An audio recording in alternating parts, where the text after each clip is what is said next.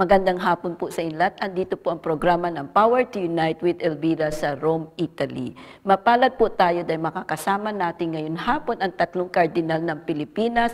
Ano kayang pag-uusapan namin? Siya pong tunghayan niyo sa pagbabalik po ng programa ng Power to Unite with Elvira.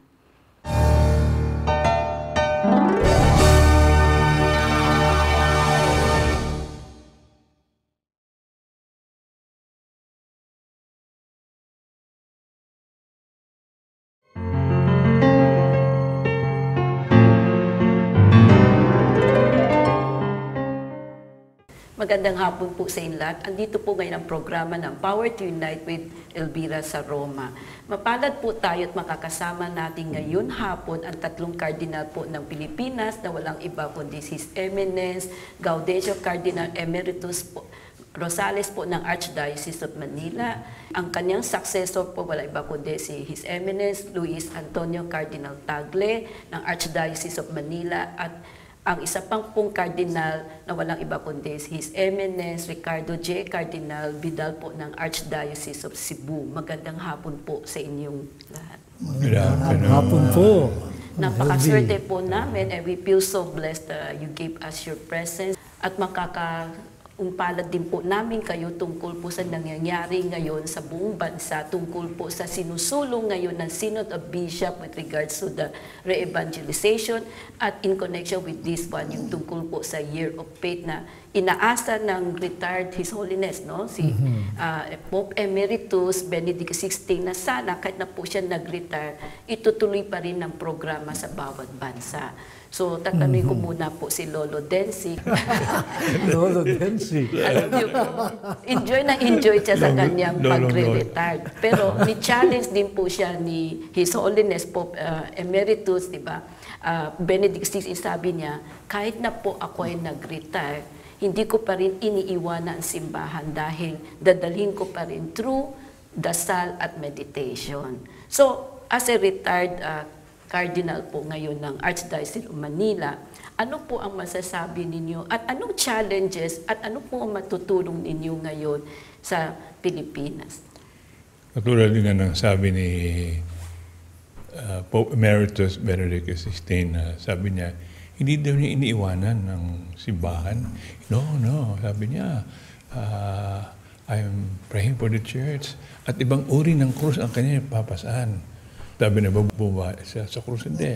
Ang kanyang krus na pinapasting ngayon ay pagdasal ang simbahan, samahan ng simbahan sa diwa ng kanyang panalangin, samahan sa kanyang pagninilay.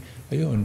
Ay, sabi ko, gayon din yung ginagawa ko ngayon. Lamang, siguro, ang lamang ko sa papay ko siya ay naging recluse, papasok sa isang parang kumbento.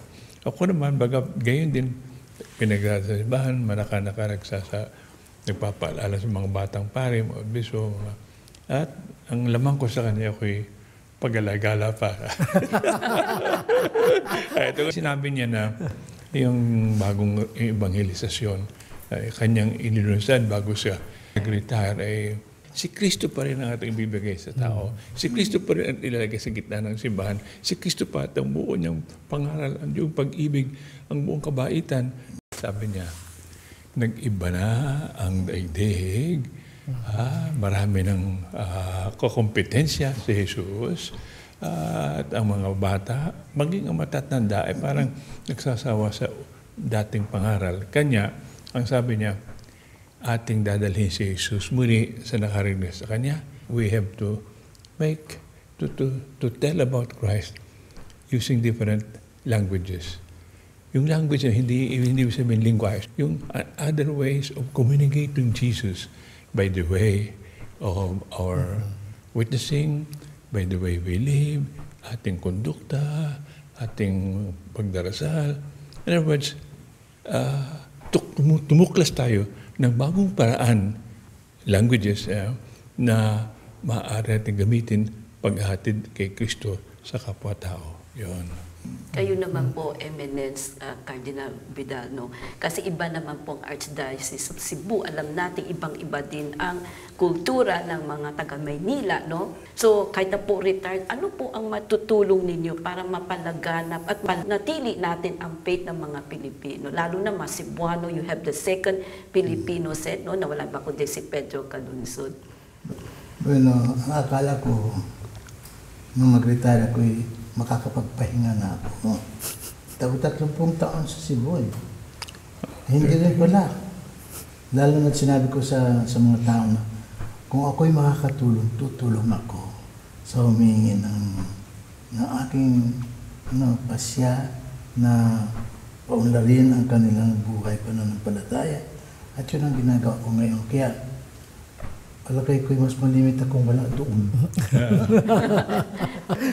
Parang mas nag-i-enjoy si Eminence, no? Si Lolo Densi kasi nga nakakapagpasyal siya din, no? Pero kayo, trabaho din pala ang ginagawa, no? Ay, binibigyan tayo ng kaunting trabaho. Pero hindi na kasing bigat katulad ng araw na ako nasa sa administrasyon pa ng Archdiocese. Lalo-lalo na ngayon, ang pinakamalaking diocese sa Pilipinas ay Cebu. Sa dami ng mga pari at mga religious at mga mananampalataya at lalo-lalo na ang estudyante sa Cebu. Kaya siguro dapat i-whisper natin magkaroon na ng cardinal para mag-enjoy rin kayo pareho ni Lolo Densi. Kulang na lang yata eh. Ngayon naman po, yung pinaka-youngest cardinal natin, no? Si Cardinal Chito Tagle, no? So, Eminence, being one of the youngest cardinal, narinig po natin, sabi ni Lolo Densi na talagang through prayers, di ba? Through kanyang inspirational speech. Kasi during one of his homily, sabi niya, pundido na sila. So, anong masasabi po ninyo? Una sa lahat, ang isang medyo, hindi naman ako bata talaga eh, medyo bata-bata lang na obispo at kardinal. Una sa lahat, hindi ako papayag na ang katulad ni Lolo Densi at ni Lolo Carding ay pundido. Ano, hindi. So, yun ang Walang nagmamahal kay Jesus at sa simbahan na napupundi. No, laging kumikinang, no, ang kanilang kumikislap. At yun ang isang bagay na pinagpapasalamat ko na ang aking predecessor, no, si Lolo Densi, malinaw pa ang isip, malakas ang katawan, malalapitan mo para makapagbigay sa iyo ng guidance, ng inspiration, at yung kanilang mga karanasan, no? Yung nabatay sa pagpapalawak ng pananampalataya. At ganun din si Cardinal Vidal, no? Pwede mong lapitan, tanungin, at yung mga kwento niya, yung kanyang mga failures at saka yung mga successes, nagiging open book para sa katulad ko, no, na humaharap din sa sitwasyon. Kaya una sa lahat, sa new evangelization, walang excluded. Pati itong mga sinasabing medyo senior, no, they are the bearers of memory and wisdom. And yung wisdom na yan is always new. Hindi yan naluluma. Kaya idinidikri ko ngayon na Lolo Densi, hindi ka pundido. Hindi mo pwedeng pundido. At pundido na. Si Cardinal Vidal, hindi rin pwedeng pundido. No?